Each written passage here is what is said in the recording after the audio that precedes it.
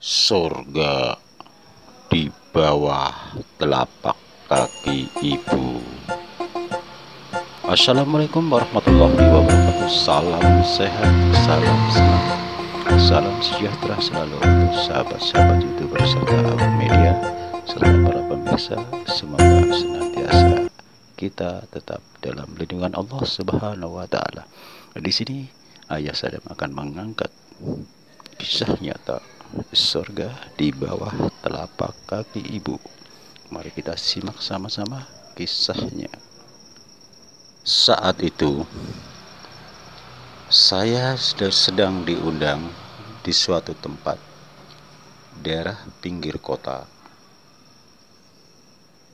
Kebetulan bertemu dengan seseorang anak muda, kisaran anak remaja, sedang duduk melamun dengan berpakaian lusut. Kira-kira udah beberapa hari dia tidak membersihkan diri. Pada saat itulah saya mencoba menyalami dia. "Dek, kamu sedang apa di sini kok melamun? Badan kamu lusut begitu, nggak mandi." Lantas si anak muda itu menjawab, "Mohon maaf Pak, saya sudah sekian bulan tidak pulang ke rumah." Lantas saya jawab, "Kenapa Dek?" "Ceritanya panjang Pak." Lantas saat itu juga si anak itu saya ajak pulang ke rumah saya. Saya suruh mandi bersih. Lantas saya rupiah supaya hatinya tenang. Kelihatannya dia jiwanya tergoncang. Saya tidak meneruskan pembicaraan. Setelah saya rupiah, baru saya melanjutkan pembicaraan. Saya kepingin mengetahui kenapa dan bagaimana dia.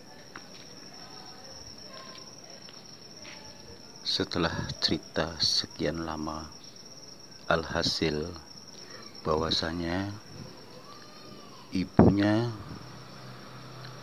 hanya seorang janda, sudah setahun ditinggalkan bapaknya meninggal. Si anak itu mengatakan, "Kami 3 bersaudara.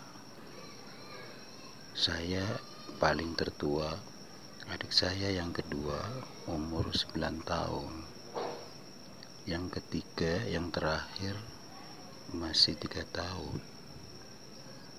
Terus saya bicara lagi, "Lantas gimana ceritanya Dek?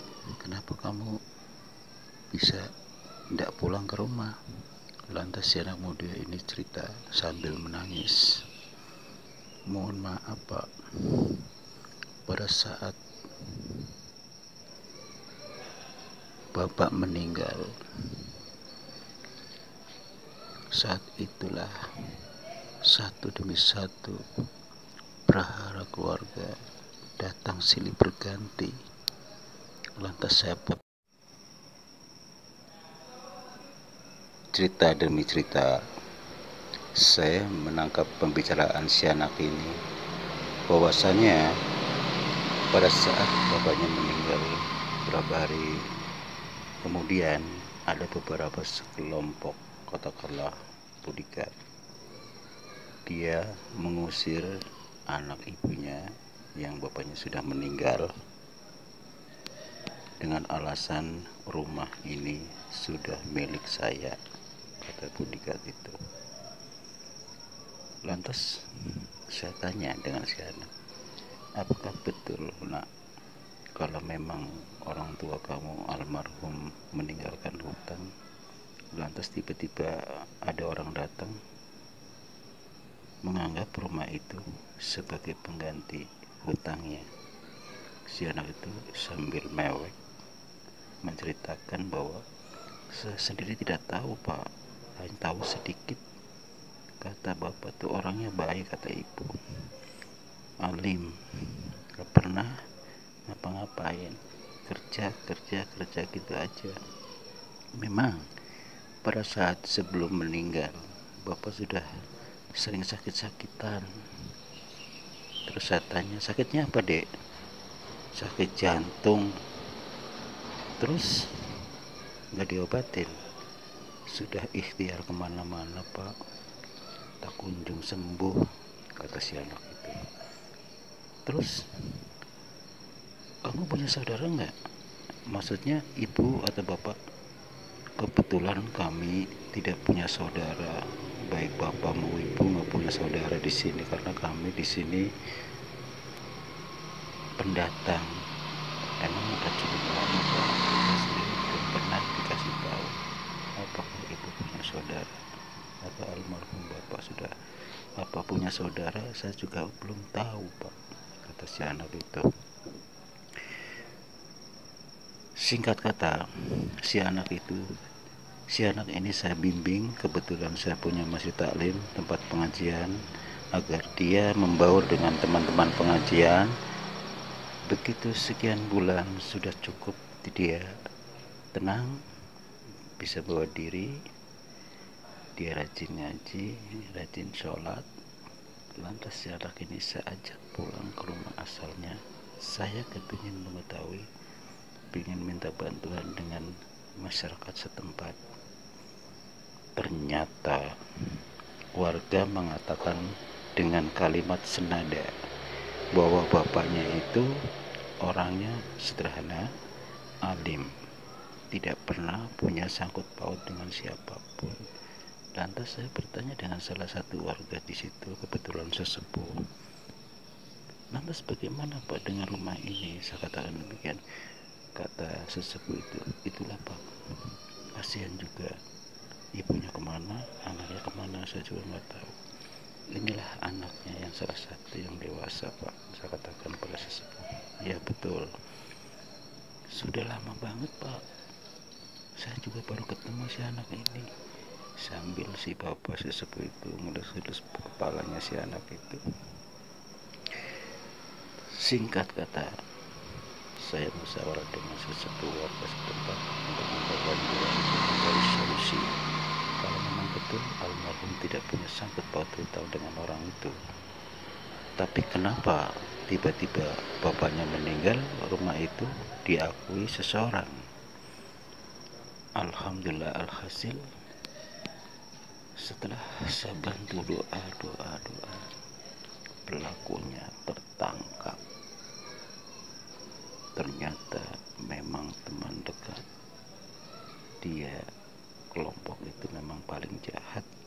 Merasa almarhum sudah nggak ada, dia manfaatkan keadaan itu. Alhamdulillah rumah itu sudah berhasil, termasuk surat-surat yang dibawa sudah kembali. Orang-orang pelaku itu sudah tertangkap, sudah masuk sel. Lantas si anak ini bertanya dengan saya, Pak, gimana dengan ibu saya ya? Gimana mencarinya? Lantas saya sembari memegang kepalanya dia, saya elus-elus, Dek, insya Allah kamu akan dipertemukan dengan kamu dan saudara kamu. Lantas masyarakat yang ngumpul di situ memberi masukan, memberi support. Lantas beberapa hari kemudian, alhamdulillah, saat itulah saya permisi dengan sesepuh yang ada untuk izin minta masuk ke rumah itu dengan anaknya. Begitu kurang lebih 2 mau masuk pintu, ada sesuatu yang negatif di balik pintu itu. Ada sesuatu yang ditaruh di situ. Ternyata dia main dukun.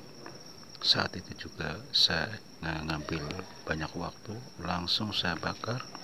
Ternyata sesuatu yang dibungkus di balik pintu itu supaya yang punya rumah agar cepat pergi, maksudnya seperti itu. Lantas saya memohon pada semua warga, saya minta diizinkan beberapa waktu untuk berkomunikasi, ingin mengetahui keberadaan si ibu anak ini, mudah-mudahan bisa bertemu. Setelah sehari penuh Saya bertemu dengan dia melalui mata batin saya, sehingga saya panggil dia jarak jauh, sehingga dia gak lama kemudian, beberapa jam kemudian, dia hadir. Lantas si anak remaja ini berpelukan dengan anak dan ibunya, dengan adik-adiknya, menangis sejadi-jadinya. Lantas si anak ini menceritakan, inilah si bapak ustadz yang telah menolong saya, Bu. Saya mohon maaf, Bu, saya banyak salah. Saat itu saya pusing, saya tinggalkan ibu tanpa izin. Mohon maaf, Pak, Bu. Dia langsung meluk ibunya,